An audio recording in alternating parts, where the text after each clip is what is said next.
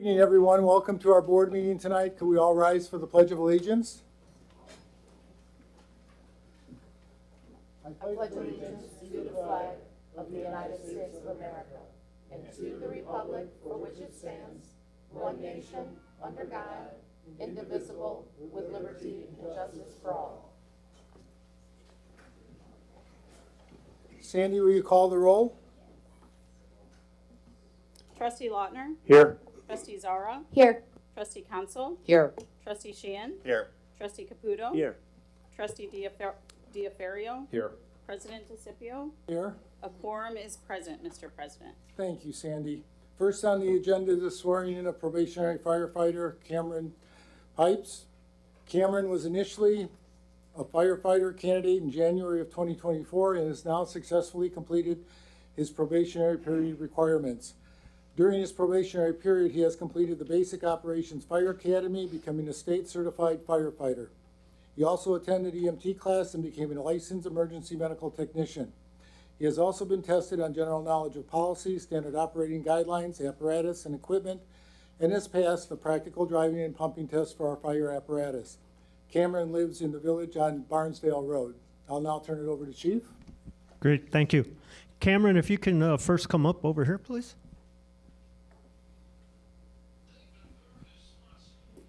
First thing I'd like to do, if you can introduce your family or who's here with you tonight. Name is Cameron Pipes. How you guys doing? I got my family here. Fiance Sandra, my daughter Aaliyah, my mother Diane, father Ernest. Sorry, I go by the last name sometimes when I go down. I got grandmother over here. Sorry, I'm going blank right now because right now this is kind of getting too crazy. But Martha. I got my daughter Mars, and I got my little man son Cameron Pipes III. So. Thank you. Thanks for joining us here tonight, and thanks to everyone who was able to make it out. The first thing we'd like to do before I say a few words, we're going to go ahead and, if you don't mind, swearing Cameron in.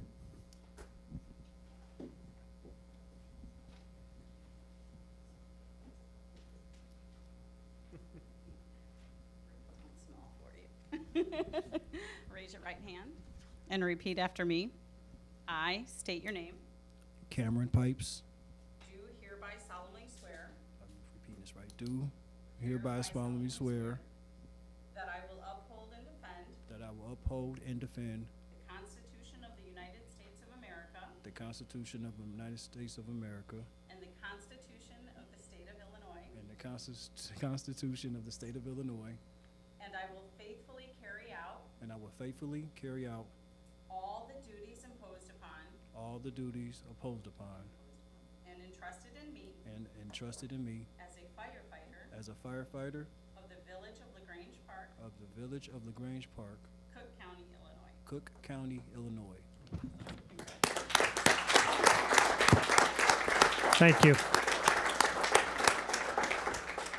As many of you have heard before, tonight is a very special moment, not only because Cameron is here with us because of what he represents. Our fire department, as you know, is a combination department, predominantly paid on call, and those who serve us are not, this is not their full-time employment. And to be able to do this in this day and age with a family, a career, other jobs, other responsibilities is very difficult. Yet somehow we're able to continue that tradition in our village.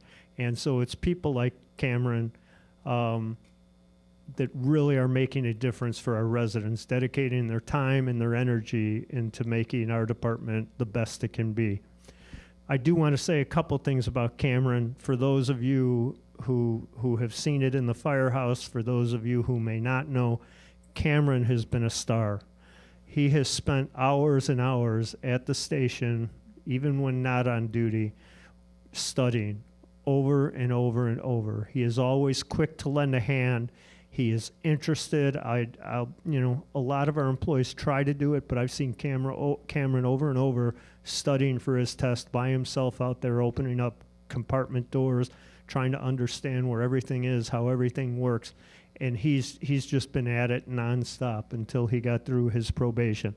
So the dedication and the education you put yourself through to keep on top of things and to be, you know, the best employee you can be up to this point has been spectacular. And I think he stands out to others, you know, as an idol to some extent as far as what he has put into it to get to where he is. So again, Cameron, congratulations and thanks for being that employee. It's been great. Sure. Next, what we'd like to do, one of our formal portions of tonight is to have someone pin his actual badge on him. He doesn't. Our probationary employees do not get their official badge until they completed all their training and testing and are ready to come off probation. So, Cameron, do you want to invite somebody up, or more than somebody? All right. Spectacular. How you doing? Very nice to meet you. All right, so you guys know what we're doing here? This is making him super official, okay? So why don't we go ahead? This is going to go right up here. Maybe she can help you.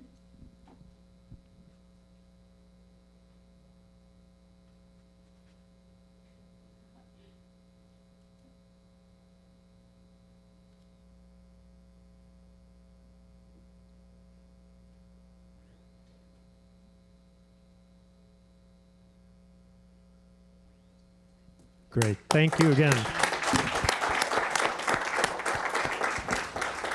And again, thank you very much for everything you've done to this point, and great job.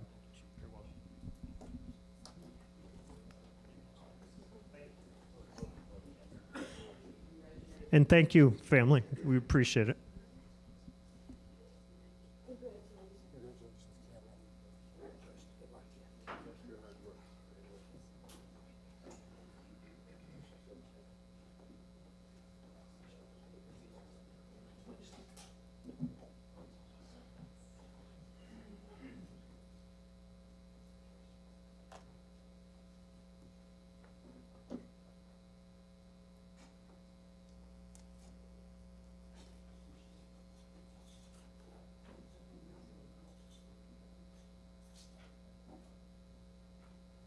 Cameron, thank you for wanting to serve our community in the capacity that you're going to. You put your life out there for us to protect our residents. It's nice to see your family here. I know that you come from good stock. From listening to Chief and what I've noticed of you personally, you're going to be a big asset to our community and to our fire department. So congratulations. Looking forward to working with you. And on behalf of the board, thanks for doing it.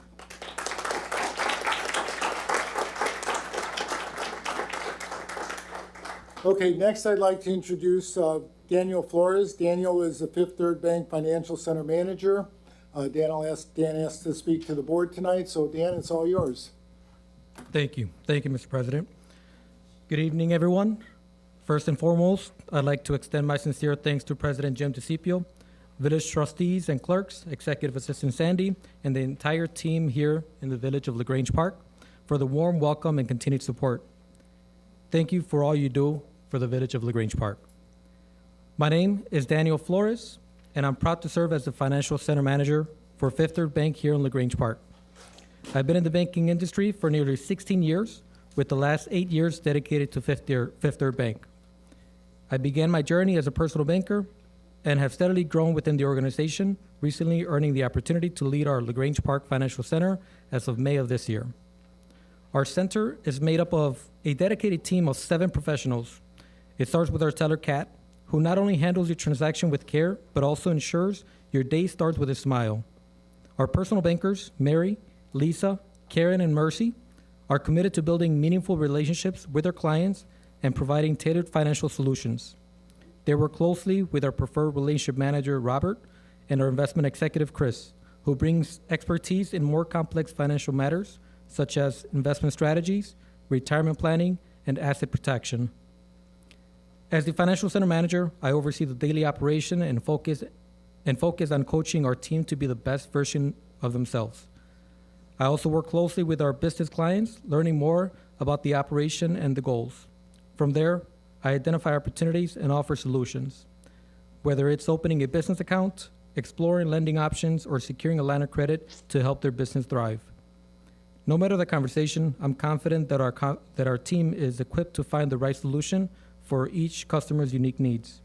At Fifth Third Bank, our mission is to build strong, lasting relationships with our customers, grounded in trust, value, and a commitment to helping them succeed.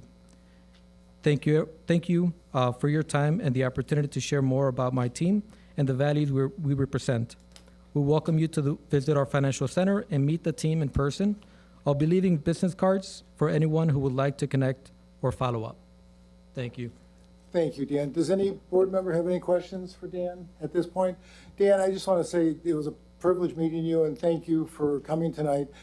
Your staff over at Fifth Third is exceptional. They put our residents first, and they have great customer service. So thank you for what you're doing over there, and we look forward to working with Fifth Third.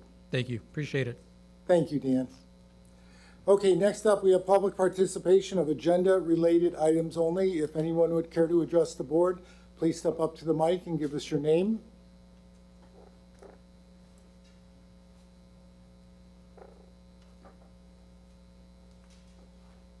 Hi, I'm Mimi Lampert. I live at 1000 Newberry, and I would like to just come tonight to reiterate what I said previously regarding simply about the residential property at 1024 that was purchased without transparency or communication with the community stakeholders in general.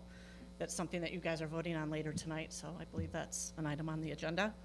So it was purchased without that transparency or with the immediate neighborhood, communication with the immediate neighborhood that will be directly impacted with the increased congestion, traffic, and related safety issues, specifically for the purpose of expanding a poorly maintained, deteriorating Beach Avenue parking lot. This is despite a recent parking use study determining additional parking was not necessary. And for the purpose of supporting and encouraging business growth in a 2-block span of the 31st Street corridor with well-studied and well-established self-limiting street structure deficits.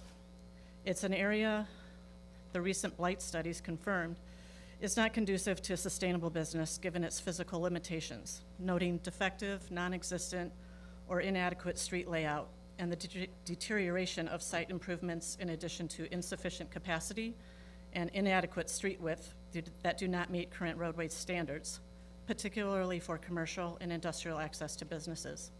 So, I'm here to ask you again to reconsider amending this property into the BDD and developing this parking lot. And instead, I'm asking you to fix the current situation, to repair and maintain the existing lot and the alley parking, improve the angled business street parking, and restore the street parking to the restricted resident parking only. I look forward to open communication and more neighborhood dialogue. Thanks. Anyone else care to address the board?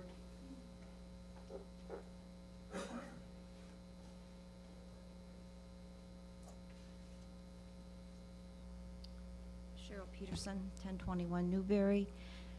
I'm sorry, could you please repeat your name? Sure, Cheryl Peterson, Thank you. 1021 Newberry. SEN. I'm just so sad. This has been going on since 2007. 2007, the village heard our pleas, and you instituted permit parking because it wasn't safe, and we did not want cluster parking from the YMCA.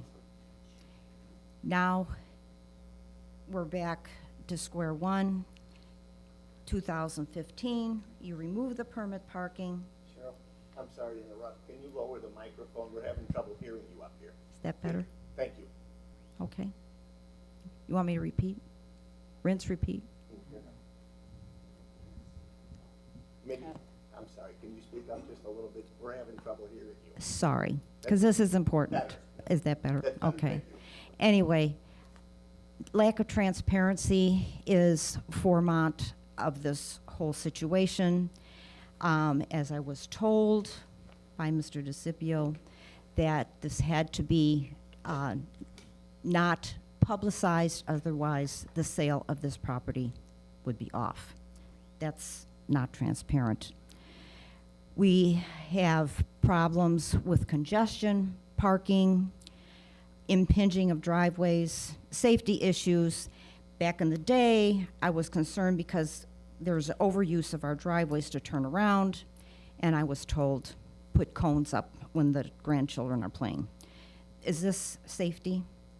Does anyone know what urban development is? You have to have business because that's what a thriving community needs. You also have to have some protection for your residents. And obviously, this has not been going on for the 1,000 block of Newberry, 1,000 block of Beach, and the 1,100 block of Newberry as well. How you expect to have this parking lot that you're going to vote on, and none of you trustees came to our neighborhood, spoke with any of the residents about our concerns, so that you could actually visualize and see what are we complaining about. Are we just blowing off wind, or do we really have a legitimate issue? So before voting on anything sight unseen, please come to our neighborhood. Let us talk with you and show you physically. Maybe if you see the area physically and notice that it's a 28-foot street, you can't make it wider. You cannot make 31st Street any wider to make room for turning lanes. This is just the mechanics of the area. And please do not tell me that you care for the residents of 1,000 block of Newberry. We have been talking about this for 18 years, and what has been done? Please, I beg you, just come to the neighborhood, give us some time to talk to you and show you what we're talking about. Please. Thank you.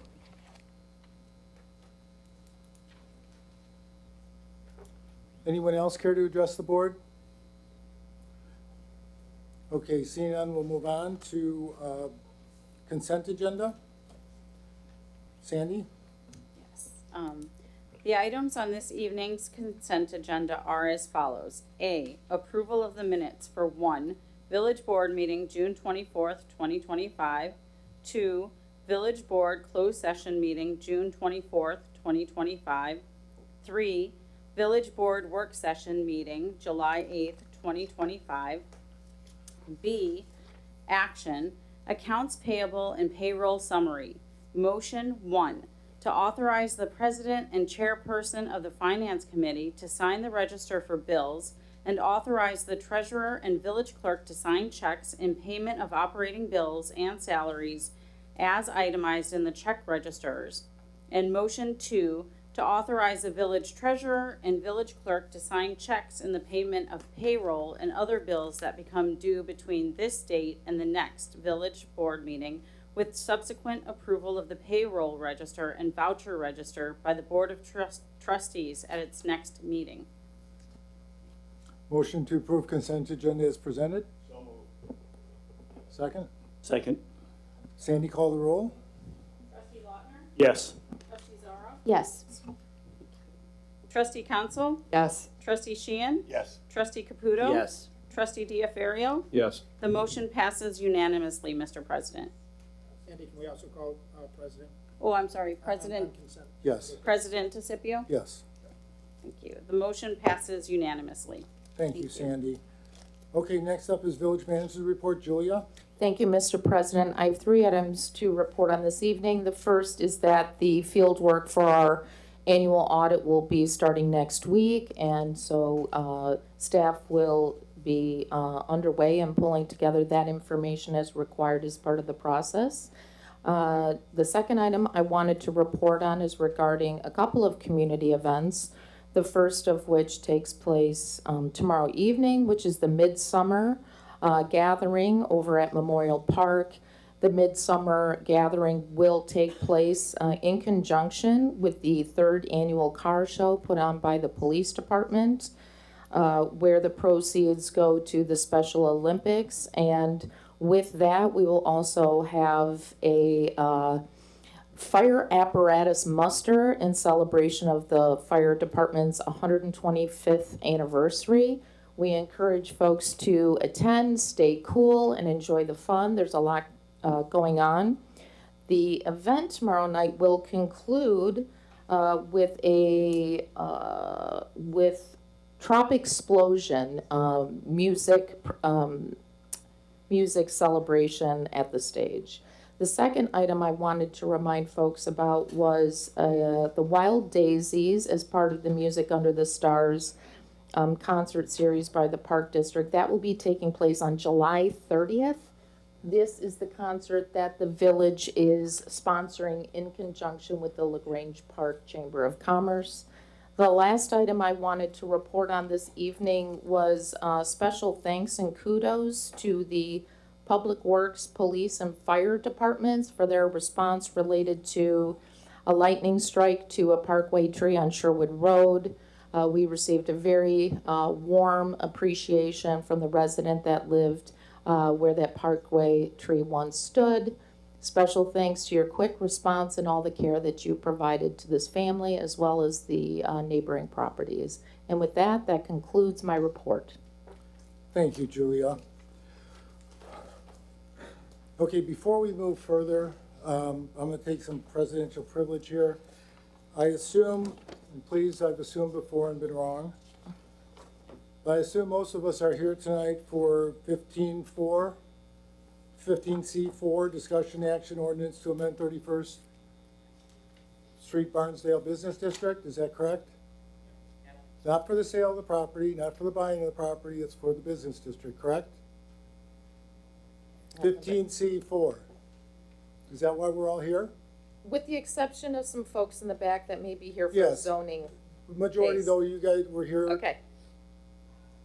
Because I'll move it up if that's why you're here. I don't want you to wait the whole meeting if you don't want to. I'll move it up in the agenda. That would be great. Okay, so I'll turn it over to Trustee Zora, please, for 15C4. Thank you, Mr. President. At the June 24th, 2025 Village Board meeting, the village held a public hearing regarding the proposed amendment to the business district. The purpose of the proposed amendment is to expand the boundary of the existing business district to include 1024 Newberry Avenue property with the intent of demolishing the existing structures located on the lot and constructing additional parking spaces to expand the existing village-owned public parking lot, which is located in the business district. For additional context, there's an attached 31st Street Barnesdale Business District overview and proposed boundary amendment. During the public hearing, village staff presented the proposed modifications to the original business district redevelopment plan and provided an overview of the updated eligibility report for the expansion area of the amended business district as prepared by SB Friedman Development Advisors, LLC. The eligibility study found the parcels eligible to be included in the business district. The board discussed this agenda item at the July 8th, 2025 work session. This item is up for discussion and action. I'd like to make a motion to approve an ordinance designating the village of Grange Park, Cook County, Illinois, amended 31st Street, Barnesdale Business District, and imposing a realtor's occupation tax and service occupation tax therein, and approving amendment number 1 to the eligibility study and business district plan for the amended 31st Street, Barnesdale Business District to establish the new boundary of the amended business district. I have a motion. Do I have a second? Second. Motion and second. Discussion. Trustee Zora? Thank you, Mr. President. I wanted to make a couple of statements. It was mentioned that there is a lack of parking in that area. So, I mean, I'm thinking an additional parking lot that's adjacent to the existing would help residents in the area with the lack of parking in the space. I mean, we've talked about this before, that one of our goals is to help businesses in the area, and lack of parking is definitely not an incentive to move into the area as a business off of 31st Street. I did want to say that there was a public meeting that I attended at Happier Now that the village held, and I'm not sure any of the residents here attended, but it was fairly well attended, and they were very positive, those that we spoke to, and we did communicate about what was going to be there, and there will be additional meetings later when things are designed, because nothing has been designed yet. And if there is an issue with that existing beach lot, I mean, I think we definitely should be maintaining it better. I wasn't aware that there were concerns about the parking lot besides lighting, which I think is going to be addressed if that adjacent parking lot is installed. But with the village purchasing this property, it has to be placed in the BDD based on the area that it's located in. So I'm still believe that this is important to the future of the village and the future of business into this community. So I'm still in favor of this. Thank you, trustee Zora. Any other comments from the board? Trustee Laudner? Thank you, Mr. President. Yeah, there's been a lot of discussion and a lot of work by staff and a lot of individuals throughout the course of the opportunity to purchase this. And I think this board, looked at this as an opportunity that doesn't often come our way. And the focus was to improve the parking area and the area for the residents. The entire intent of this entire board was to make improvements that helps the community as far as we could. So that's how I recall this progressing and what the intent was to move forward on purchasing this project, this project, and the property next to the current parking lot. So from staff feedback we've had throughout the course of this, I continue to support it. Thank you, trustee Laudner. Trustee Council? Thank you, President DeCipio. In the November board meeting, I had stated my reasons for not approving of the purchase based on the fact that it was outlying of the BDD. I've prepared a statement to read tonight, so I'd like to continue with that. Considering the fact that the village has already purchased the property located in 1024 Newberry using BDD funds, even though the property was not within the business development district map, I'm perplexed by the discussion we are having tonight to consider placing the property into the BDD zone retroactively. The manner in which the property was purchased is questionable at best. BDD funds were utilized for the purchase even though it was not part of the TIF BDD map. As I was told by staff and legal representatives that BDD funds could be utilized with more latitude than TIF funds, I was assured that the transaction met the necessary criteria.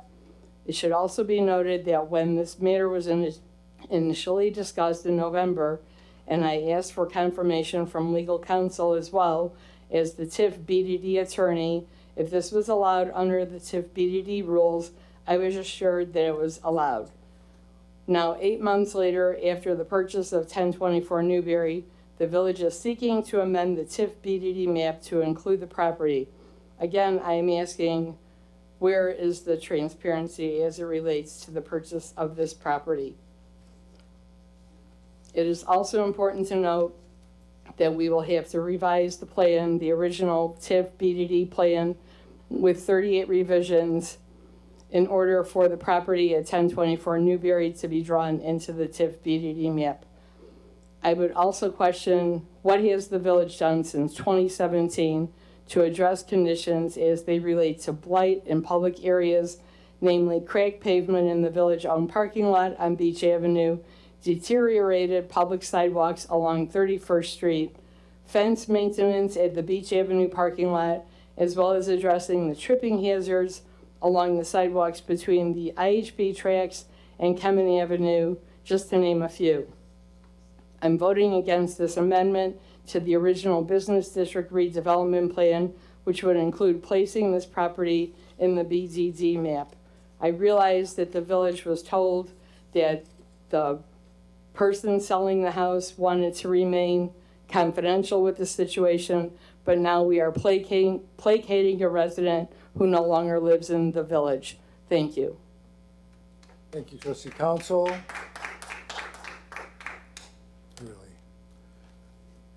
Any other comments, trustees? Sheehan? Thank you, Mr. President. So what we have here before us tonight is simply a vote on whether or not we're going to add a dot to an existing map. Everything we've talked about with attorney, both for the TIF and for the BDD, seems to be on board. Again, reiterate, the parking lot to the west on Newberry is already incorporated on the map, correct? That is correct. And that's the farthest southern point of the map at this current existence, correct? Correct. So by adding this one spot, that's the only thing we're voting on tonight, is to incorporate that little 50 by 130 foot parcel, correct? That is correct. As far as what we've done in the past with being on the board since 2013, we've addressed parking issues over there many times. We've addressed many parking concerns in the village on Edgewood with NAS, and knock on wood, I think that's been taken care of this year. So moving forward with the 28-foot road, I'm certain that both PD and fire and the Traffic Safety Committee are going to do whatever they can to help the residents in this situation moving forward, correct? So that's all I have, Mr. President. You know, we'll work with the residents. Tonight is just a simple fact of adding a dot to a pre-existing document. So Traffic Safety and PD and Fire Department and the village staff, I'm sure, confident enough capable to address any concerns moving forward. That's all I have. Thank you, Trustee Sheehan. Please. That is not what I said. A dot, meaning the house, to the map. Okay, okay. No discussion. Trustee Sheehan? That's all I have. Thank you. Any other comments from any other trustees? Sandy, call the roll. Trustee Lautner? Yes. Trustee Zara? Yes. Trustee Council? No. Trustee Sheehan? Yes. Trustee Caputo? Yes. Trustee Diafario? Yes. The motion passes by a vote of 5 to 1. Thank you, Sandy. Okay, we're moving on now to, we'll go back to the original agenda with Administration Committee, Trustee Council. Thank you, President DeCipio. If I could have a quick second here since we jumped to the other agenda item. The administration report is as follows. New village branding. If you visit the village's website, you may notice something new. The website was redesigned as part of the village's branding and identity plan, reflecting the unique character of Grange Park, warm, welcoming, and rooted in nature. The new site is designed to make it easier than ever to find the information you need, access village services, and stay engaged with our community. Take a look around at lagrangepark.org. The village's quarterly newsletter was also updated with a fresh new look in this edition. Residents can find the latest summer newsletter and all previous newsletters archived on the village's website. Seasonal watering reminder. As the weather heats up, the village would like to remind residents of seasonal watering regulations that are in effect from May 15 to September 15. Odd street addresses can water lawns on odd number calendar days, and even street addresses can water on even number calendar days. Thank you for your cooperation, and that concludes my report. Thank you, Trustee Council. Moving on, Building and Zoning Committee, Trustee Zora. Thank you, Mr. President. I'd like to report the building department activities for June 2025. 84 building permits were issued in June 2025 compared to 83 in June of 2024. As of June, the pace of permit submittals year-to-date is the same as the number of submittals at this time last year. Estimated construction costs for last month were just over $1.2 million, which is more than the just over $1 million that was realized in June 2024. Permit fees collected last month equalized $22,833, which is less than the $24,963 of permit fees collected in June of 2024. 160 building inspections were conducted this past month compared to 170 in June 2024. 9 were failed, while the remaining were approved. 11 new code enforcement cases were recorded. 6 of those cases were closed out, and 5 remain with further action. And I have several items, 5 items for discussion and action. The first item, in 2015, the village board granted Nazareth Academy a variance to install permanent lights on the existing football field.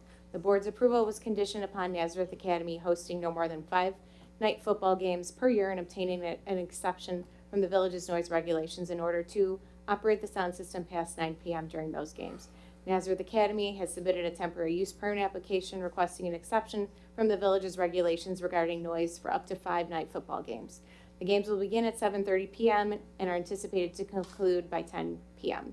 The games are September 12th, 2025, October 3rd, 2025, October 10th, 2025, October 24th, 2025, and a potential playoff game.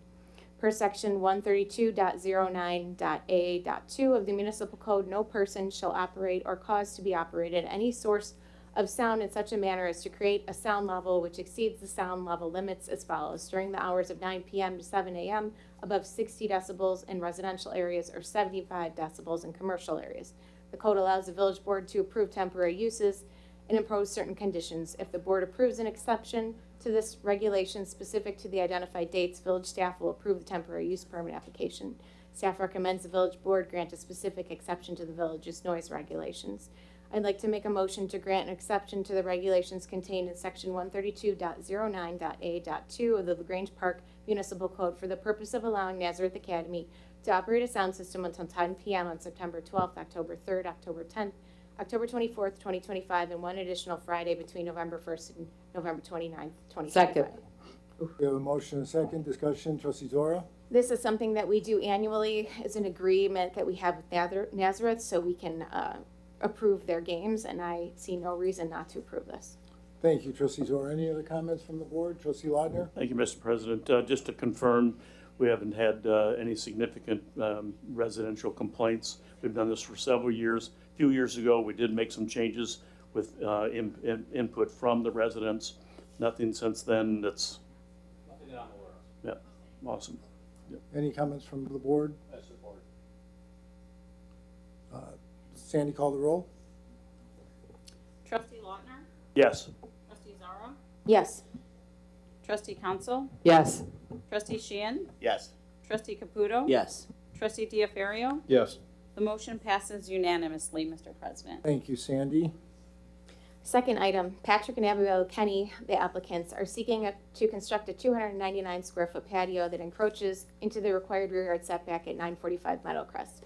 The subject property is located on the corner lot in R1 single family residential zoning district and is improved with a single family home and attached garage. While the applicant purchased the home in 2019, the subject property featured an illegal 80 square foot patio in the rear yard, which was located approximately 2 feet from the rear property line and adjacent to a concrete walkway running the length of the attached garage. The patio and walkway were damaged during a fire in 2023. Down power lines caused the fire during a storm, causing significant damage to the property. The applicant is requesting to construct a 299 square foot patio in the area where the 80 square foot patio, concrete walkway, and green space were previously located prior to the fire in 2023. The patio area would be 13 feet by 22 feet and 11 inches and located directly adjacent to the attached garage. The setbacks would be 2'6" in the rear lot line and 5 feet to the interior side lot line. In accordance with the zoning code, a patio is allowed to encroach up to 5 feet in the required rear yard setback. In order to proceed with the project, the applicant has applied for a zoning variation to allow for construction of a new patio with an increase in the encroachment into the rear setback from 5 feet to 16 feet 3. The Planning and Zoning Commission held a hearing regarding the application for a variation on June 17, 2025. The applicant attended the public hearing and provided testimony. The minutes from the public hearing, the court reported transcript, and the approved findings of fact were attached. Upon conclusion of the public hearing, the Planning and Zoning Commission recommended approval of the variation by a vote of 6-0. Staff concurs with the recommendation of the PZC. I'd like to make a motion to approve an ordinance granting a setback variation for 945 Meadowcrest Road for Patrick and Abigail Kenny, case number 25-0009. Second. We have a motion and a second. Discussion, trustee Zora? Thank you, Mr. President. I read through the transcripts and I was in agreement with the PZC. I did have one question. Because this project is larger than and this was brought up during the meeting, the 250 square feet, which triggers the stormwater management, I'm assuming that'll be addressed by the village engineer during permitting? Okay. And I know they are increasing the impervious surface slightly, but I believe it still meets our code requirements. Okay. And again, this was a unanimous vote for the PZC, and I believe we should move forward with this. Thank you. Thank you, trustee Zora. Any other comments from the board? Seeing none, Sandy, call the roll. Trustee Lautner? Yes. Trustee Zara? Yes. Trustee Council? Yes. Trustee Sheehan? Yes. Trustee Caputo? Yes. Trustee Diafario? Yes. The motion passes unanimously, Mr. President. Thank you, Sandy. Thank you. Third item, Viking Development LLC is the applicant, is the contractor purchasing 545 Sherwood and is requesting site plan approval on 3 variations in order to operate a daycare facility known as the Gardner School. The subject property, located at the southeast corner of Sherwood Road and Oak Avenue, is in the C2 commercial district and is adjacent to commercial property to the southwest where Jewel Osco is, and to the east, a vacant outlot. Open space property, Memorial Park, is located west of Sherwood Road, and residential properties are located north of Oak. A daycare center is permitted as a use in the C2 commercial district. The Gardner School is an academically focused preschool for children ages 6 weeks through kindergarten with locations in several states, including 14 facilities in Illinois. The proposed project in the Grange Park requires the demolition of the existing commercial building at the subject property and construction of a new standalone principal building, new parking, and associated stormwater, landscaping, lighting, and signage improvements. The Planning and Zoning Commission held a public hearing regarding the application for variations on June 17, 2025. The applicant attended the public hearing and provided testimony. The minutes from the public hearing, court reporter transcript, and findings of fact are attached. Upon conclusion of the public hearing, the Planning and Zoning Commission recommends the approval of the following zoning requests, subject to certain conditions by unanimous vote of 6-0. 1, the variation from section 153.133D to allow the primary entrance of the daycare facility known as the Gardner School to be located on the rear of the building as depicted in the site dimensional plan prepared by Manhard Consulting and dated May 19, 2025. 2, the variation from section 153.193D to allow fences to be located in the front and corner side yards as depicted in the site dimensional plan prepared by Manhard Consulting and dated May 19, 2025. 3, variation from section 153.264F to allow wall signs on the interior side building facade totaling 57 square feet and to allow wall signs on the rear building facade totaling 50.6 square feet as depicted in the schematic elevations prepared by NOR and dated April 1st, 2025. The conditions are set forth in the enclosed ordinance as follows. A, Viking Development shall be responsible for the repair or replacement of the approved black ornament steel iron style fencing using materials of like kind and like quality to maintain consistency in appearance and durability. B, Viking Development shall install and utilize timers to control the illumination of all lighting, light poles, and building mounted light fixtures, ensuring operation only during regular business hours as well as for a period not to exceed 1 hour before business opens and 1 hour after business closes. C, Viking Development shall install and utilize timers to control the illumination of wall signs located on the east, west, and south facades of the building, ensuring operation only during business hours as well as for a period not to exceed 1 hour before business opens until 9 p.m. Viking Development shall ensure that the wall sign on the north facade of the building facing Oak remains unilluminated at all times. E, Viking Development shall screen all approved mechanical equipment in accordance with the village code, ensuring the rooftop mechanical equipment is screened either by an architectural element of the roof and at least 6 feet from any supporting wall of the building to permit safe access to the roof. F, Viking Development shall construct the project in substantial conformance with the submittals set forth in the applications, subject to modifications to comply with applicable laws, regulations, and ordinance issued by the village, state, federal, county, and other government agencies, with regulatory and or permitting oversight and jurisdiction over the project. Staff concludes with the recommendations of Planning and Zoning, which again was a unanimous vote. I'd like to make a motion to approve an ordinance granting an entrance variation, a fence variation, and a wall sign variation for 545 Sherwood Road for Viking Development LLC, cases 25-0011, 25-0012, and 25-0013. Second. Motion second, discussion, trustee Zora? Thank you. So the 3 variations, as I understand them, is the entrance will not be off of the main roads, Sherwood and Oak, but it's mainly because of hopes of reducing traffic and trying to reroute traffic to avoid unloading and loading on Sherwood and Oak. And the second variation would be to add the additional wall signage to designate the entry and provide wayfinding from Jewel. And then the third would be the fencing off of Sherwood and Oak to keep the children in the facility and intruders out. Fences are normally not allowed in the main and front setbacks of the corner side yard, but based on this case and the entrance being on the opposite side of the building, I think it makes sense. And they're proposing a black aluminum decorative fence, which I think will be nice rather than a solid fence or some sort of aluminum cross fencing material. And again, this was a unanimous vote by the PZC, and I'm in support of it. Any other comments from the board? Trustee Lautner? Thank you, Mr. President. The only question that I had that I couldn't quite surmise from the information provided is the visibility in and out of this fence. Visibility from the outside looking into the kids, and then outside being able to look from the inside of the fence.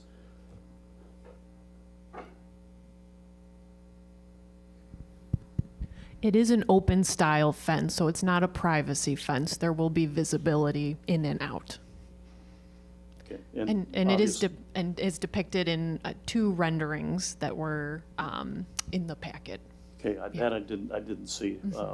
But as far as security, obviously, planning and zoning was comfortable that the security was provided in that type of a fence. Yes. Okay, thank you. Any other comments? Sandy, call the roll. Trustee Lautner? Yes? Trustee Zora? Yes. Trustee Council? Yes. Trustee Sheehan stepped out. Absent. Trustee Caputo? Yes. Trustee Diafario? Yes. The motion passes unanimously. Thank you, Sandy. Thank you. 4th item, John and Daniela Canzonaire are requesting variations from section 153.117 and section 153.193J of the zoning code to allow for the construction of an unenclosed front porch that encroaches into the required front side yard setback at 615 North Viola Avenue, the subject property. The subject property is located in the R1 single-family residential zoning district and is improved with a single-family detached home, or detached garage, and a rear porch and patio. The applicant currently has an enclosed front porch at the front entrance to the home that is in poor condition and is requesting to place it with a wider unenclosed front porch that is more functional for their needs. The zoning code allows a porch to encroach up to 5 feet into the required front yard setback. The steps are permitted to encroach an additional 5 feet into the required front yard for a total of 10 feet. In order to proceed with the project, the applicant has applied for zoning variations to allow the porch to encroach an additional 1 foot 11.5 inches into the front setback and allow steps to encroach an additional 1 foot 7 into the front yard. Planning and Zoning Commissions held a public hearing regarding the applications for variation on June 17, 2025. The applicant attended the public hearing, provided testimony, the minutes from the public hearing, the court reporter transcript, and the approved findings of fact are included. Upon conclusion of the public hearing, the Planning and Zoning Commission recommended approval of variations by a vote of 6-0, unanimous again. Staff concurs with the recommendations of the Planning and Zoning Commission. I'd like to make a motion to approve an ordinance granting porch encroachment variations for 615 North Viola Avenue for John and Daniela Canzonaire. Case number 25-0014. Second. Motion to a second. Motion and a second. Discussion. Trustee Zora. Thank you. So the owner is changing the existing family enclosed porch to an unenclosed porch with the steps encroaching 1 foot 11.5 inches into the front yard setback and an additional 1 foot 7 into the front yard, bringing the house more into compliance than it is now with that existing porch that's failing. And this was approved by the PZC with a unanimous vote, and I'm in favor of it. Any other comments? Seeing none, Sandy, call the roll. Trustee Lautner? Yes. Trustee Zara? Yes. Trustee Council? Yes. Trustee Sheehan is absent. Trustee Caputo? Yes. Trustee Diafario? Yes. The motion passes unanimously, Mr. President. Thank you, Sandy. Final item, Kyle Habercorn is the applicant is seeking to replace the garage at 814 Forest Road, which is a subject property. Due to safety concerns and the age of the structure, the subject property is located in the R1 single-family residential zoning district and is improved with a single-family home, detached garage, and rear deck. The existing garage is a legal non-conforming structure with regard to its distance to the home and the setback to the interior side lot line. The applicant is proposing to rebuild the garage at a slightly larger size, 480 square feet, and locate the structure the same distance from the interior side lot line, shifted closer to the rear lot line in order to increase the distance between the garage and the home. The rear yard is not deep enough for the garage to meet both the minimum setback distance between the garage and the rear lot line of 5 feet and the minimum distance between the garage and the principal structure of 10 feet. In order to proceed with the project, the applicant submitted an application for variations for the requirement of section 153.193A4 and section 153.193E2 of the zoning code to decrease the minimum distance between the detached garage and the principal structure from 10 feet to 2 foot 9.5 inches and to decrease the minimum distance from the detached garage and the interior side yard lot line from 3 feet to 2 feet 5 3/4 inches. The Planning and Zoning Commission held a public hearing regarding the application for variations on June 17th, 2025. The applicant attended the public hearing and provided testimony in the minutes from the public hearing. Court reporter transcript and findings of fact are attached. Upon conclusion of the public hearing, the Planning and Zoning Commission recommended approval of the variations by a vote of 6-0, unanimous. Staff concurs with the recommendations of the Planning and Zoning Commission. I'd like to make a motion to approve an ordinance granting setback variations for 814 Forest Road for Kyle Habicorn, case number 25-0015. Second. Motion and second, discussion, trustee Zora? Thank you. This property has a lot of hardships. With the current garage, it's currently over the 50% impervious surface requirements. But with the changes the owner is proposing, they're compromising by not pushing the garage back all the way to the 5 feet setback line. So in doing this, they're meeting the impervious surface requirements and bringing the property up to code. And I am in favor of approving this because it's a trade-off here where if they move the garage further away from the house, it doesn't meet the requirements. So it's never going to work here, and I think this is the best compromise between the owner and the village. Thank you, trustee Zora. Any other comments from the board? Seeing none, Sandy, call the roll. Trustee Lautner? Yes. Trustee Zorro? Trustee Consul? Yes. Trustee Sheehan? Yes. Trustee Caputo? Yes. Trustee Diafario? Yes. The motion passes unanimously, Mr. President. Thank you, Sandy. That's all I have for now. Thank you. Thank you, trustee Zora. Okay, moving on to Engineering Capital Projects Committee, trustee Diafario. Thank you, Mr. President. This is the Engineering and Capital Projects Summary Report for June 2025. The village's 2025 water main improvement project is out to bid. The project focuses on replacing a water main on Kings Court and Castle Circle. Permits to the IEPA and MWRD have been issued. It is anticipated that the project will be awarded at the village board meeting in August. The 2025 Park Road Improvements Project has been deferred until 2026 as the village awaits authorization of a grant from the state of Illinois through DCEO and to allow better coordination with the intended improvements with District 102's planned improvements to the school. The Central Area Sewer Separation Project's plans and specifications are currently underway. Coordination of the MWRD Stormwater Partnership Grant and the HUD grant agreements with both entities is proceeding. The intention is to have the project constructed in 2026 and 2027. A tentative bid schedule would have the village award the project between December 2025 and February 2026, depending on the execution of various grants. Preliminary planning is underway for the village's 2025-2026 roadway maintenance program and 2025-2026 sewer maintenance programs. The expectations are that the projects will be bid and awarded in August 2026. We have continued to work with the village in coordinating access with the Cook County Forest Preserve to clean and televise its stormwater head wall into Salt Creek. Once the video inspection is completed, plans can be prepared for the design of the replacement of the head wall, which has fallen into disrepair. The intent is to bid and award the project in October, allowing construction to occur during the winter months when the ground is frozen, thereby minimizing impacts to the Forest Preserve property. That concludes my monthly report, Mr. President. Thank you, trustee Diafario. Okay, public safety, trustee Caputo. Thank you, President DeCipio. I have 3 items on my agenda for tonight. First is the police department monthly report. The total number of crimes reported for the first 6 months of 2025 are approximately 5% lower than last year, with 103 incidents reported this year compared to 115 in 2024.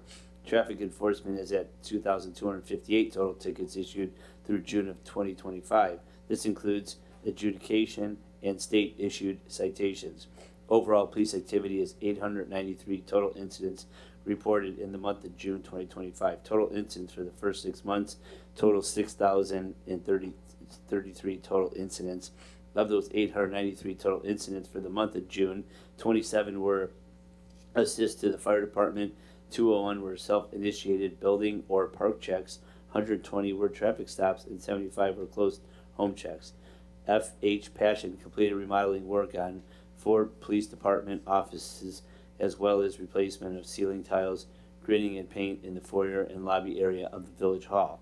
Department members attended 416.5 hours of training, along with the completion of required monthly online training and Lexipol daily training bulletins. This does include police academy training for 2 recruits. The police department staff took part in the Wounded Warrior Ride and assisted with road closures as the bicyclists traveled through town. The Board of Police Commissioners met to discuss candidates from the current eligibility list. Deputy Chief John Strezzo retired from the department after nearly 26 years of service to the community. With his retirement, Fran Morocco was appointed to the rank of Deputy Chief. Don't miss out on the upcoming National Night Out event taking place on Tuesday, August 5th from 5 to 7:30 p.m. on the grounds of Grange Park of LaGrange. Follow the police department's social media platform for further details. The LaGrange Park FOP Lodge 243 charity golf outing is taking place on Monday, August 4th at White Pines in Bensonville. Shotgun starts at 9 a.m. All proceeds benefit the Illinois Special Olympics Torch Run. Please contact Sergeant Tim Griffin or reach out to the Grange Park FOP Lodge number 243 Facebook page. The LaGrange Park FOP Lodge 243 is also hosting a car show at Memorial Park on Wednesday, July 23rd, which is tomorrow night from 5:30 to 9 p.m. All proceeds benefit Illinois Special Olympics registration, and the $25 entrance fee will take place upon arrival. Please follow the police department on our Facebook page at LaGrange Park Police Department, our Twitter page at LaGrange Park PD, and Instagram at LaGrange Park PD. And always a friendly reminder about securing one's personal property at all times. Please lock your vehicles and residence, especially during overnight hours. If you are going on vacation, please utilize the new online vacation watch portal, frontlineepss.com/LaGrange Park, or log onto the village website and access the portal under the police department page. If you do not have internet access, feel free to fill out a vacation watch card at the fire department between the hours of 9 a.m. and 4:30 p.m. Next on the list is the fire monthly fire report. Hold on one second. Where the heck is it? Sorry. Okay. EMS incidents this month equaled 164. There have been 1,070 year-to-date compared to 951 year-to-date 2024. Fire rescue incidents this month equaled 76. There has been 364 year-to-date compared to 303 year-to-date in 2024. The daytime staffing program began this month with 3 additional personnel staffing the station from 8 a.m. to 4 p.m. weekdays. During such shifts, a great deal of time is being put into training and equipment and vehicle checks, while also providing for more immediate response. Personnel conducted training with the Indiana Harbor Belt Railroad safety and hazmat representatives who provided important safety information about railroad operations and equipments. Chief Magos participated in full-scale active shooter training at a school in Western Springs. Multiple police and fire agencies from the area participated, and many lessons were learned. The staff met with a representative from the Office of Illinois State Fire Marshal who conducted an audit records related to training reimbursements we have applied for.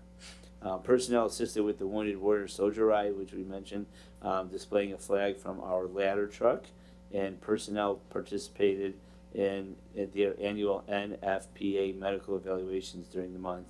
Paramedic Diamond Truba was welcomed as a new full-time PSI paramedic during this month, and personnel completed the remodeling project of our Fire Station 1 watch office. Most of the work was done by PSI paramedic firefighters Jim Tolf and Paul Egerding, and much while on duty. UL conducted annual aerial ladder inspection and testing of fire apparatus pumps. Got a couple items here of interest. On Monday, June 2nd at 8:24 p.m., personnel responded to a 2-vehicle rollover crash at LaGrange and Harding. And on Sunday, June 5th at 10:31 p.m., Chief 1201 responded as a safety section officer to a house fire in Hinsdale. And the last item on June 22nd at 10:06 p.m., Truck 1219 responded to Bedford Park to help cover their village during a high-angle technical rescue at SeatGeek Stadium during the summer festival. I have one last item for my agenda, and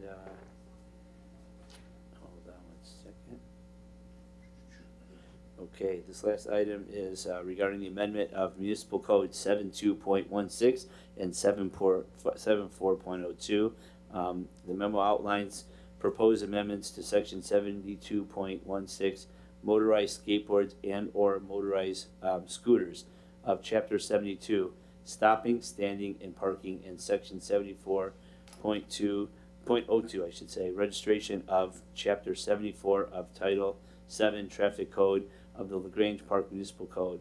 The intent is to clarify enforcement parameters, align with evolving mobility trends, and to ensure public safety. And the general information is, in recent months, the village of LaGrange Park has experienced a noticeable increase in the use of low-speed electric bikes, also known as e-bikes, and motorized scooters, e-scooters, throughout residential neighborhoods, commercial corridors, and public spaces. While these micro-mobility devices offer convenience and sustainable transportation options, their growing presence has raised concerns regarding pedestrian safety, traffic flow, and regulatory clarity. The current municipal code does not adequately address the volume or nature of e-bike and scooter usage. As a result, enforcement challenges have emerged, and residents have expressed the need for clearer guidelines to ensure responsible use. To proactively manage this evolving trend, the village is seeking amendments to relevant sections of the traffic code to incorporate provisions that reflect the excessive and unregulated use of these devices. The proposed changes aim to balance mobility, innovation with public safety, infrastructure integrity, and community expectations. A concise breakdown of the key amendments of section 72.6 are here. Vehicle classifications, we have a couple. Defined classes 1, 2, and 3 low-speed electric bicycles per Illinois law. Second, differentiates electric scooters, low-speed electric scooters, toy vehicles, and personal mobility devices. Electric scooters and toy vehicle regulations are as follows. They're permitted on village streets with a speed limit equal or less than 35 miles an hour.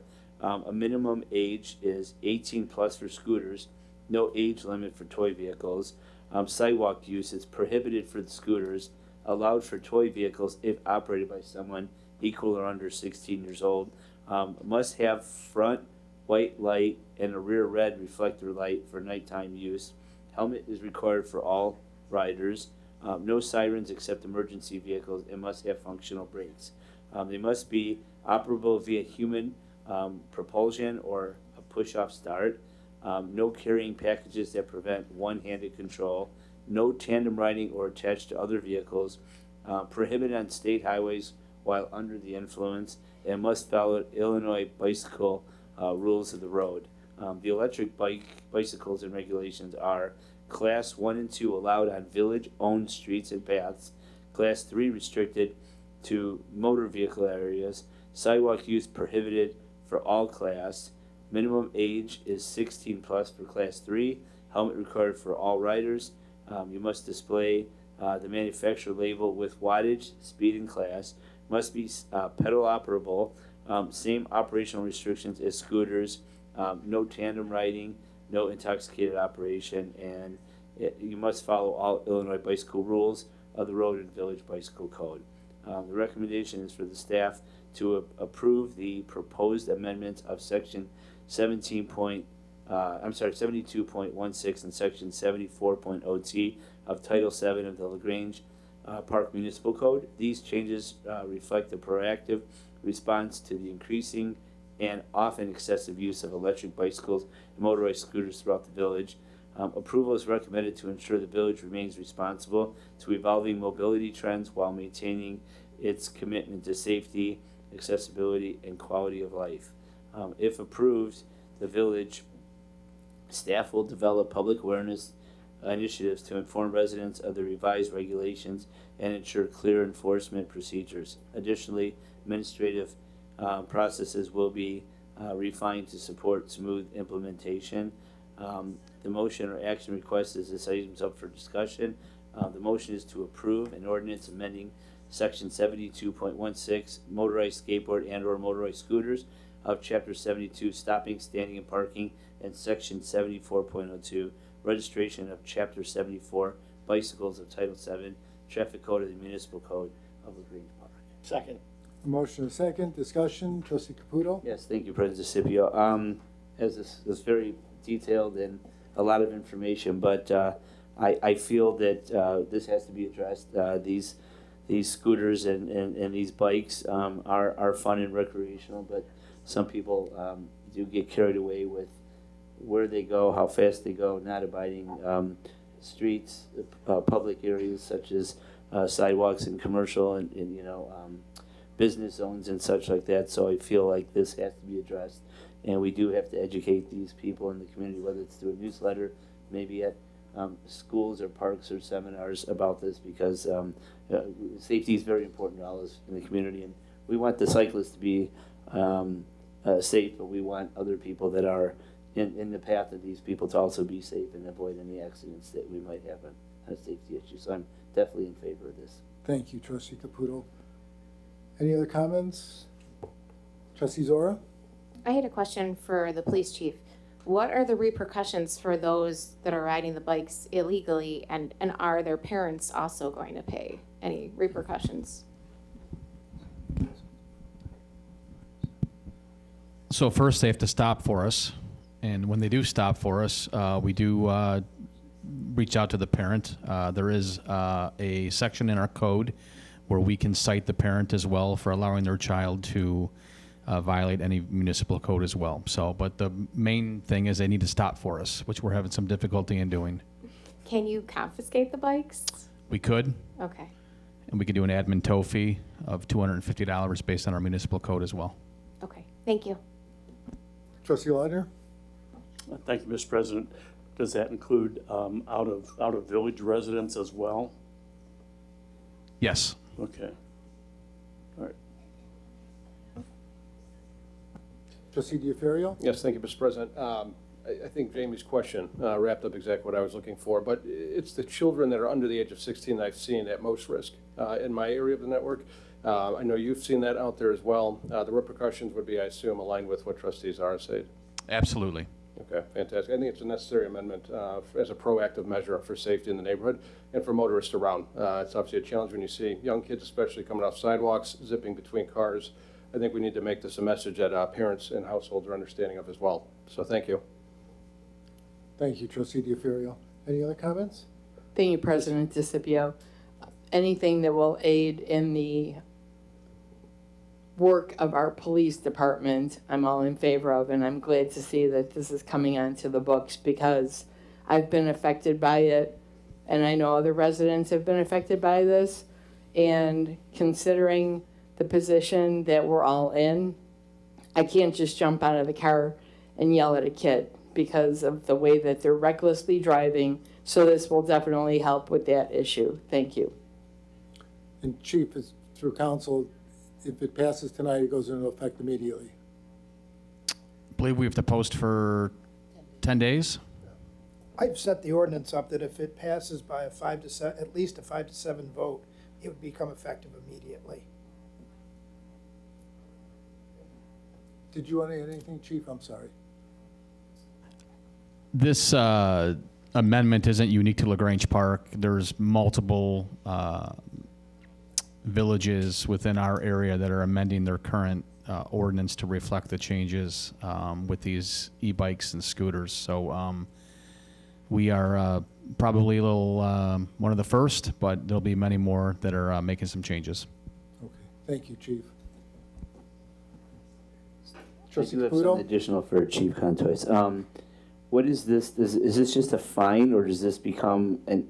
Because they have to be what, 16 or 18? Does this become a part of a moving violation that goes against their so-called driving record with a motor vehicle, or is this something separate that's a code with the village that we just enforce and collect this $250 fine or other fines that might penalize them? How does that work? So great question. This still allows us the ability to write it on a local level and send them to adjudication court, and we also can write on the state level as well, which would potentially affect their driving privileges at the age of 16. Thank you, Chief. That's all I have. Okay. And that concludes my discussion. Thank you. Sandy, call the roll. Trustee Lautner? Yes. Trustee Zara? Yes. Trustee Council? Yes. Trustee Sheehan? Yes. Trustee Caputo? Yes. Trustee Diaferio? Yes. President DeCipio? Yes. The motion passes unanimously, Mr. President. Thank you, Sandy. Thank you, Trustee Caputo. Thank you, President. Okay, moving on to Public Works Committee, Trustee Sheehan. Thank you, Mr. President. To start out with the monthly report for June. Public Works replaced one lead leaking lead service line for the month. Hydrant flushing was completed on the west side of town and will continue on the east side this month. Second round of brush collection occurred this month. DPW continued to use a brush tracking program with GIS to allow residents to see our current location and completed streets. Both lift stations had normal inspections and maintenance conducted by Flow Techniques. Public Works hosted the annual school supply drop-off and recycling event with the Village Sustainability Committee. Staff participated with the Wounded Warrior race, passing through the village by blocking off streets and cheering on all participants. Superintendent Jandik attended the AWWA National Convention, ACE, in Denver this month. RFP proposals were submitted to Public Works this month for tree removal and stump removal services. Pothole repairs were made in various locations and parkway restorations began from prior excavations. GIS work has continued collecting data on village-owned assets along with continued training throughout the village. Water meters were read in all sections. 15 monthly bacterial water samples were taken along with the completion of the first round of lead and copper sampling. Various water and sewer work orders were completed along with resident tree concerns and general construction inquiries. And routine maintenance of the department's fleet and equipment was completed, as well as on police and fire vehicles. Moving on, next one we have is a resolution and agreement. Resolution and engineering service agreement for the central area sewer separation.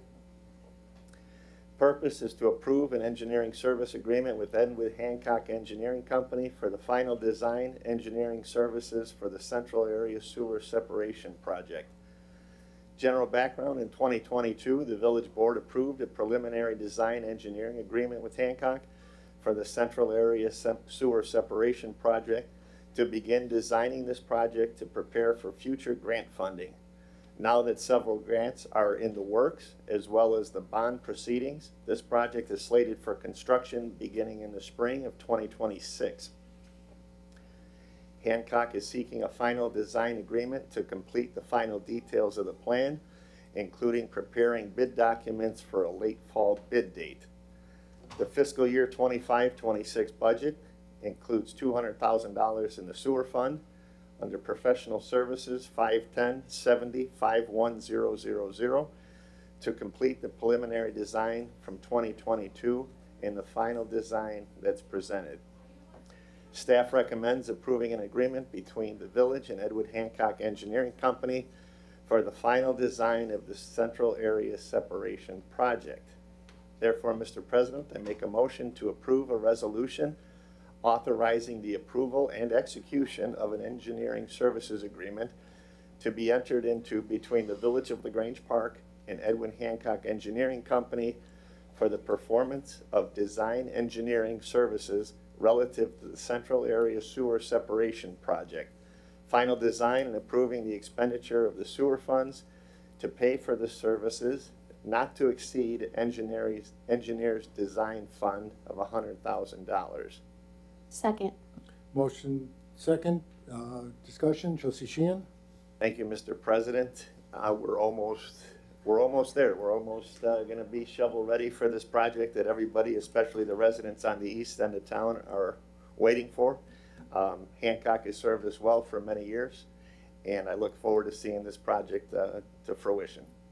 Thank you, Trustee Sheehan. Any other comments from the board? Seeing none, Sandy, call the roll. Trustee Lautner? Yes. Trustee Zara? Yes. Trustee Council? Yes. Trustee Sheehan? Yes. Trustee Caputo? Yes. Trustee Diafario? Yes. The motion passes unanimously, Mr. President. Thank you, Sandy. Okay, next we move on. Resolution for professional services agreement, Edwin Hancock Engineering. Purpose of this one is to approve a professional services agreement with Edwin Hancock Engineering Company for general roadway projects. In preparation for several upcoming roadway maintenance projects, staff presents one engineering agreement that incorporates 3 projects that Hancock Engineering will provide design engineering services. Included in this agreement is sidewalk replacement, crack sealing, and pavement patching for a total cost of $32,000 for design engineering services. The current budget has $32,000 allocated for these projects. Hancock Engineering will create bid documents and hold a bid opening for these projects at a later date, and Public Works will provide the location and construction oversight. Staff recommends approving this agreement with Edwin Hancock Engineering Company. Therefore, Mr. President, make a motion to approve a resolution authorizing the approval and execution of an engineering services agreement to be entered into between the Village of Grange Park and Edwin Hancock Engineering Company for the performance of engineering services relative to the 25-26 roadway maintenance projects, and approving the expenditure of Public Works General Fund to pay for these services not to exceed engineer's fee $32,000. Second. Motion and second, discussion, trustee Sheehan. Thank you, Mr. President. Again, Hancock has served us well. As we all know, the village is in need of sidewalk replacement, crack sealing, and pavement. This is all yearly stuff that gets the attention, so I would support this. Thank you, trustee Sheehan. Any other comments? Seeing none, Sandy, call the roll. Trustee Lautner? Yes. Trustee Zara? Yes. Trustee Council? Yes. Trustee Sheehan? Yes. Trustee Caputo? Yes. Trustee Diafario? The motion passes unanimously, Mr. President. Thank you, Sandy. All right, next we have resolution and engineering agreement, service and agreement for Homestead Water Main. Purpose of this one is to approve an engineering service agreement with Edwin Hancock Engineering Company for design engineering services for the water main replacement on Homestead between Oak and Jackson. General background, fiscal year 25-26 project includes $231,700 for design engineering services related to the Homestead Road water main replacement project, slated to break ground in fiscal year 26-27. Hancock anticipates bidding this water main project with the central area sewer separation project later this calendar year. Staff recommends approving an agreement between the village and Hancock Engineering Company.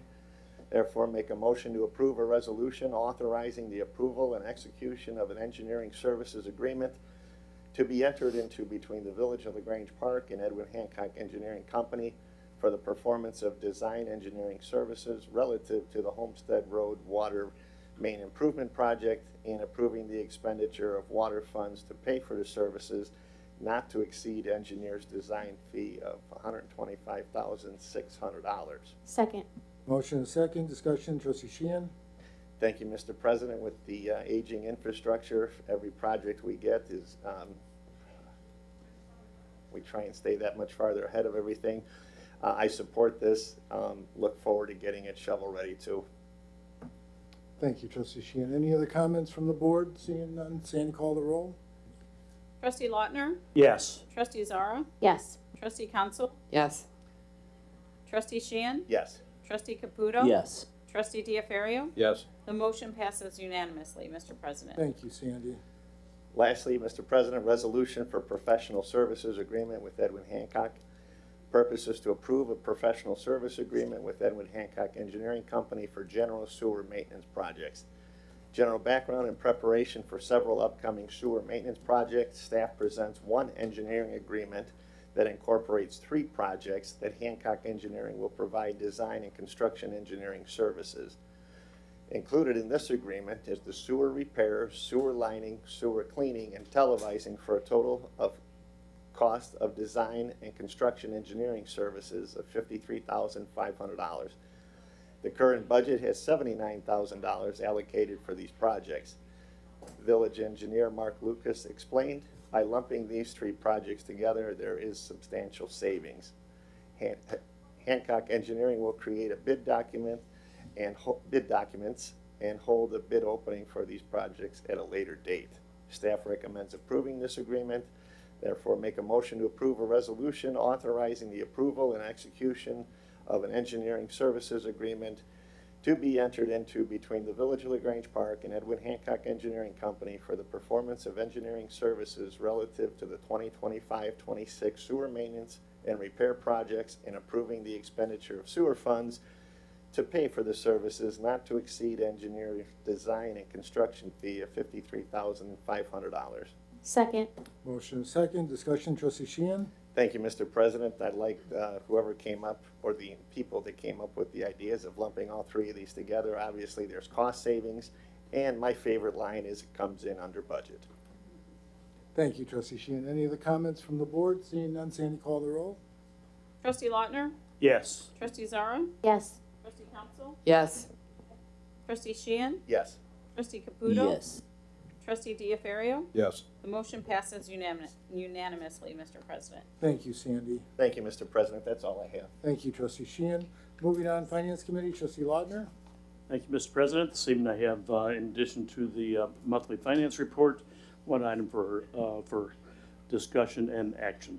First fiscal year to date, general fund revenue of $1,345,873 is at 11% of the annual budget and $12,069 or 0.9% lower than last year.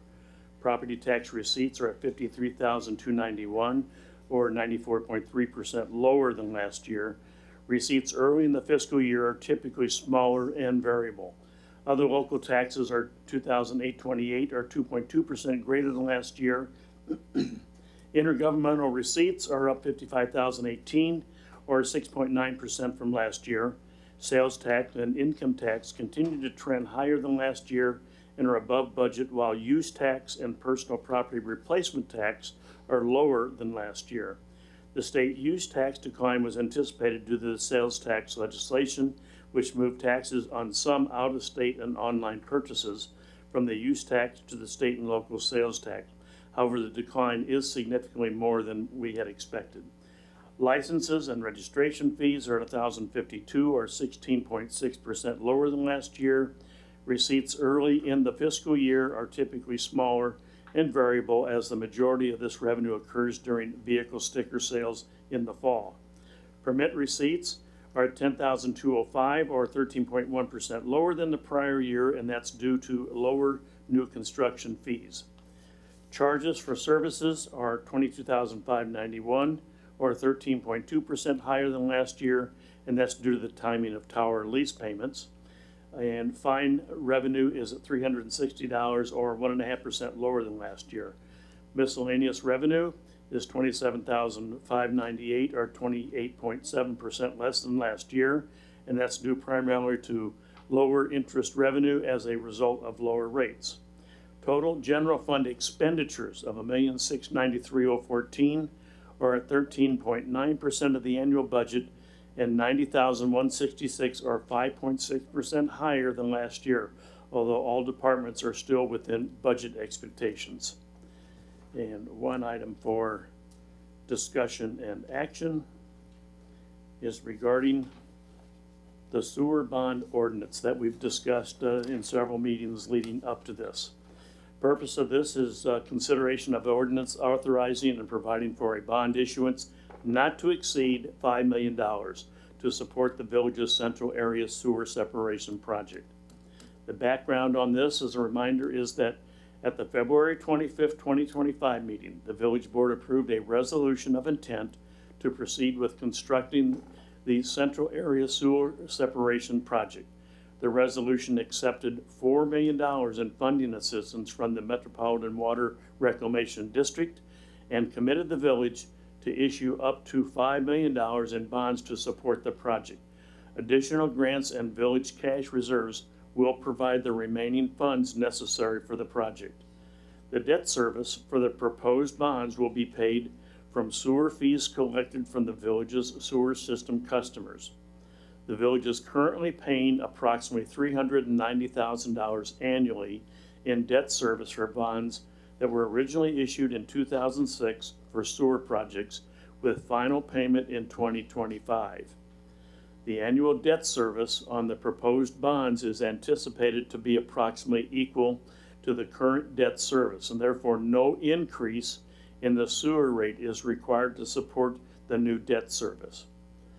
The village board approved an ordinance authorizing the issuance of bonds at the May 27th, 2025 meeting, and held a public hearing at the June 24 meeting as required by the Bond Notification Act. The next step is approving an ordinance setting the parameters of the bond sale and authorizing village officers to execute the sale. The ordinance sets the parameters of the bonds while providing flexibility in structuring the sale.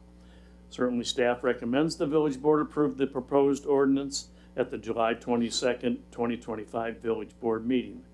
So I'd like to submit a motion to approve an ordinance authorizing and providing for the issuance of not to exceed $5 million general obligation bonds, in parentheses, sewerage system alternate revenue source, Series 2025, of the village for the purpose of paying the cost of improving the sewage system of the village, including undertaking the village's central area sewer separation program to provide flood relief, providing for the levy and collection of a direct annual tax sufficient to pay the principal and interest on said bonds, providing for the collection, segregation, and distribution of the revenues of said sewage system, and authorizing the sale of said bonds to the purchaser thereof. Second.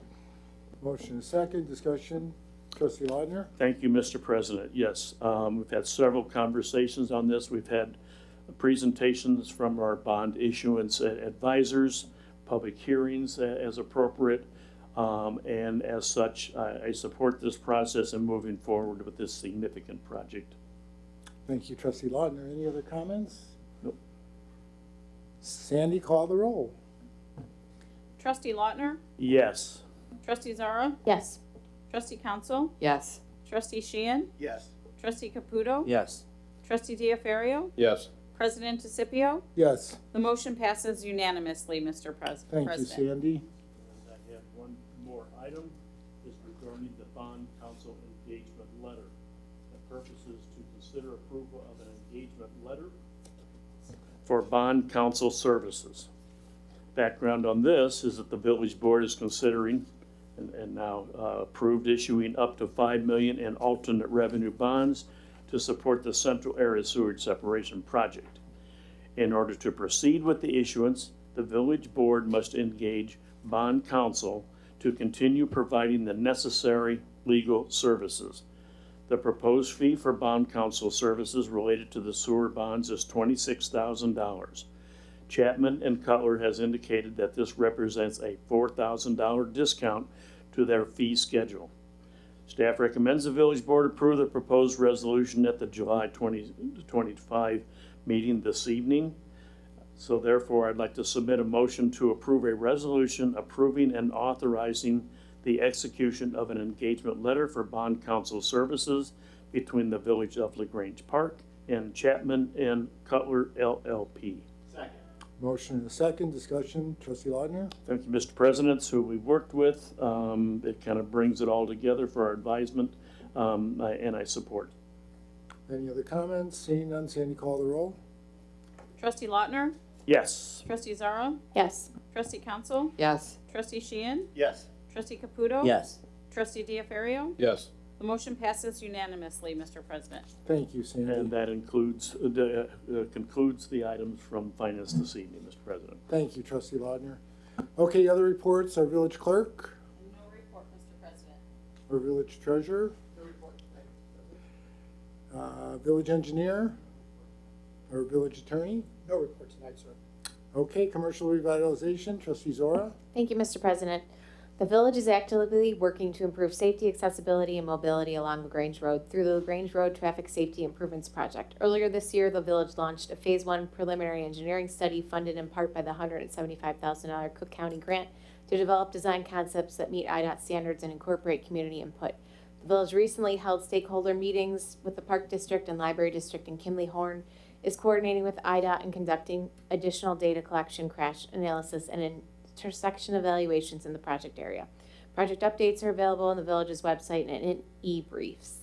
Later this summer, the village is launching the 31st Street Corridor Transportation Plan, a comprehensive initiative to improve safety, accessibility, and the overall character of the corridor from LaGrange Road to Maple Avenue, including Barnesdale North to 26th Street. Funded in part by the $180,000 IDOT grant, the plan will analyze crash data, roadway conditions, community input to identify key issues and recommend targeted improvements. In addition to traffic and safety enhancements, the plan will propose streetscape upgrades such as signage, landscaping, lighting, public art, and other features aligned with the village's branding and identity plan. Stay tuned for more information on the village's website and e-briefs.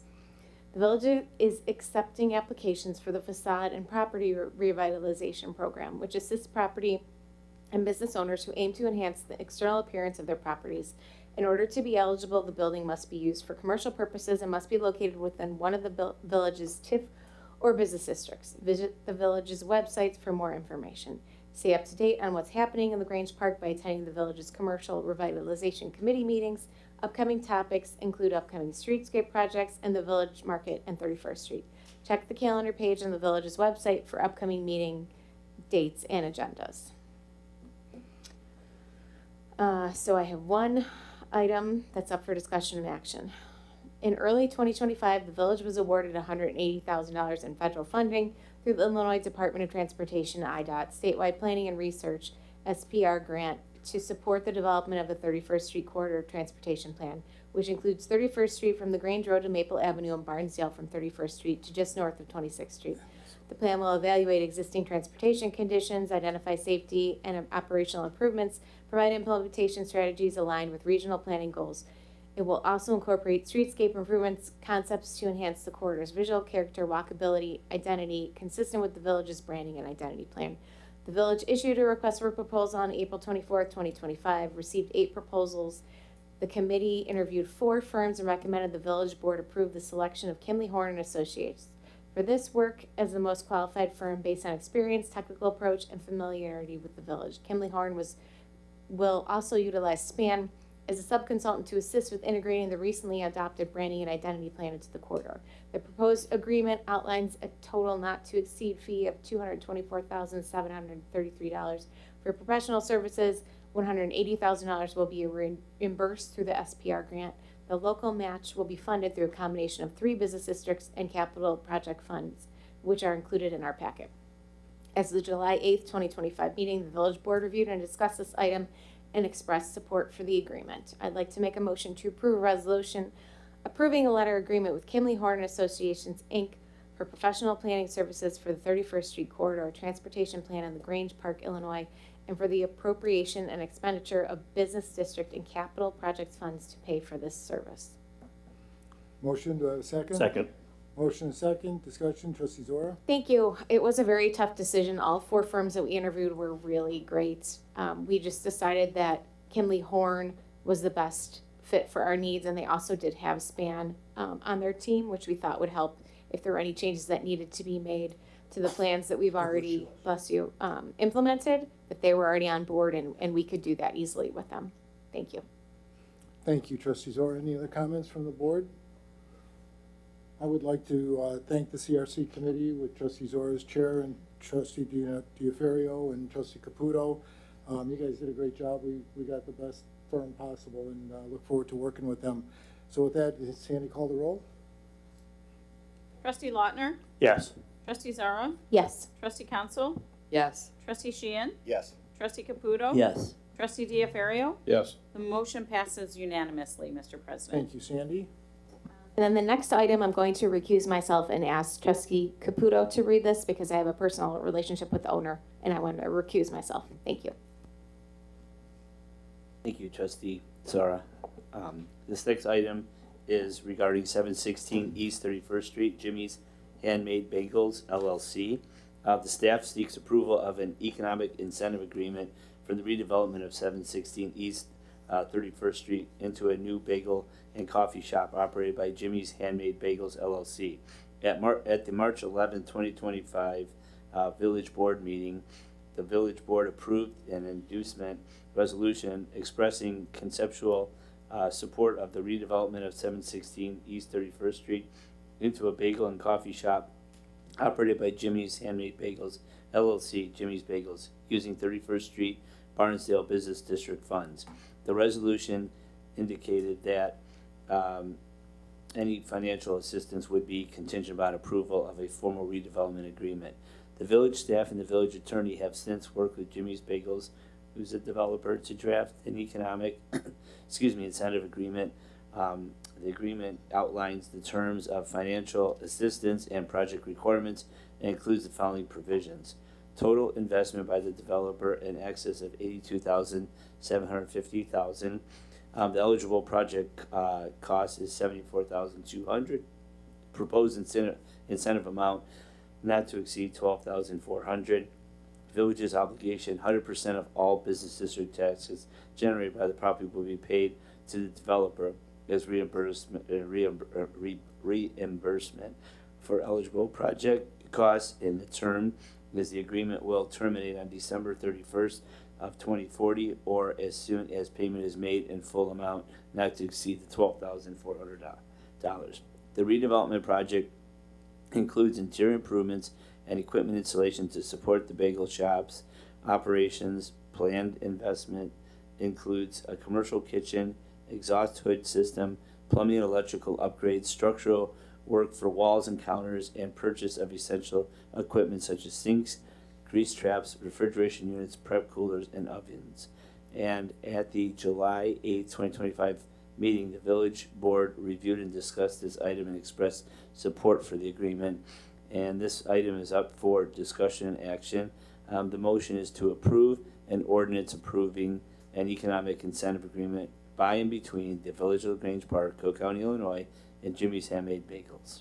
Second.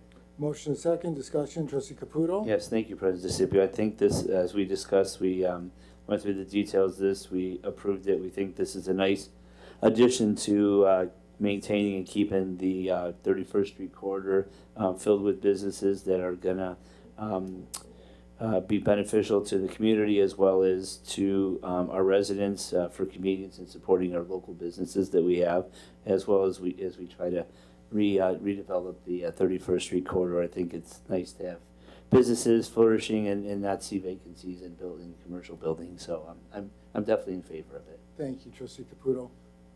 Any other comments from the board? Trustee Sheehan?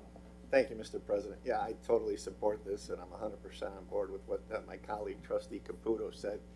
I found it interesting in last week's article from our guest in attendance tonight, Mr. Beckman with the Doings, that offered a little insight to what makes his product a little bit different than the others. So that was interesting. It was a good education.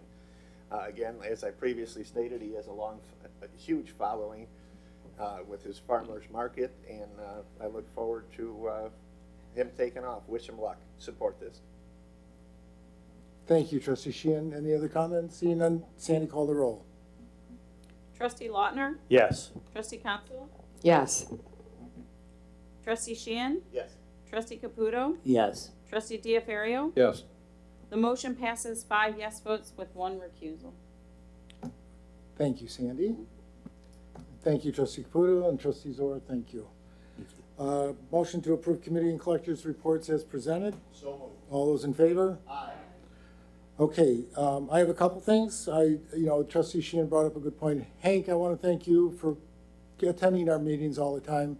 It's great to get the publicity from you and to have you here and hear what we're all about. LTTV for continuing to televise our meetings. Julie and I we had lunch on Friday with FH Passion. We thought it was a great conversation. I wanted to thank them for all the work that they're doing for us, how great our boardroom looks, and the police and fire departments, and future projects that we may look at. Saturday we had Fruitful Yields grand opening. I think they did a phenomenal job in welcoming everybody. It was just a great event, even through the rain. We were all inside, so it didn't really matter. I'm heading out tomorrow afternoon for Champaign for the IML board meeting all week from Thursday till Saturday. I'm looking forward to that. I always get some tremendous insight and some things from all the other mayors, and specifically Brad Cole. He's a great guy. I just want to make a comment. Everybody in this room works extremely, extremely hard to make our community what it is. We have a great community. We have the best staff. We have the best board. I see no reason, I find it disheartening that we would come into question our integrity. When I hear words like denigrate, under the table, not being transparent, Not particularly from our residents, because I understand what they're going through. And we've been around the block, and I didn't say anything because I had nothing to offer that would change anything. I've talked to them ad nauseum, as Julia has, his chief, as everybody around this table has, and we're still trying to figure it out to the best of our ability. But it doesn't question my mind that everybody up here that makes a decision, or everybody down there that gives us the information they give us to make that decision, is do it in the best interest of our community.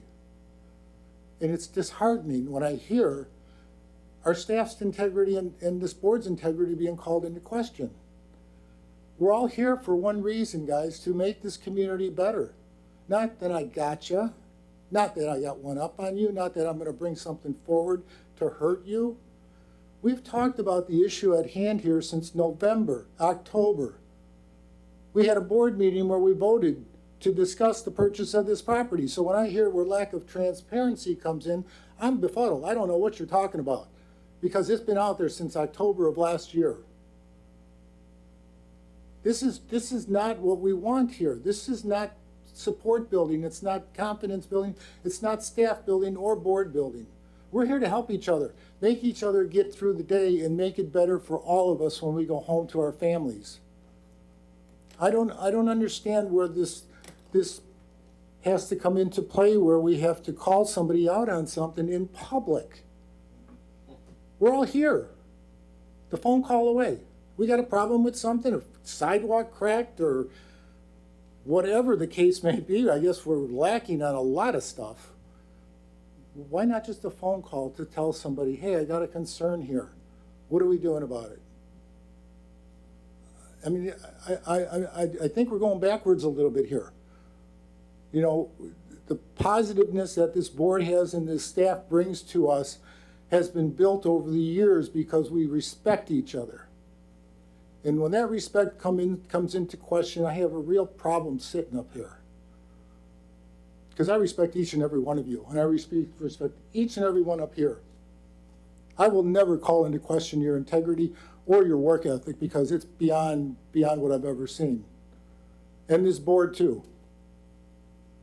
So I just hope that we go home and reflect on what we bring to the table here and the damage that we could possibly do to individuals that work extremely hard each and every day for our residents and our benefit. And that's the staff and the board. If we can't work together and accomplish something that we're all very proud of and grateful for, I don't want to sit up here. I'm not going to be a part of it. We've worked too hard to get where we're at. And everybody at this table and everybody at that table have worked extremely hard and poured their blood out to do the right thing. And again, it's very disheartening when that comes into question in public. It's just unnecessary. So I hope we go home and we reflect on what we've done tonight. And I'm all for open speech. Believe me, I'm not trying to hinder any trustee's voice up here by any means. But when it goes awry, I'm going to step in. And if they ask for my seat and they want me out, you know what, I'm going to do the right thing, and I'm going to say, no, whoa. I'm standing up to my staff, and our board. And if we can't do that collectively in a positive manner, what are we doing here? Because we're just slowing the train down. So please, everyone, just look at what we've got here.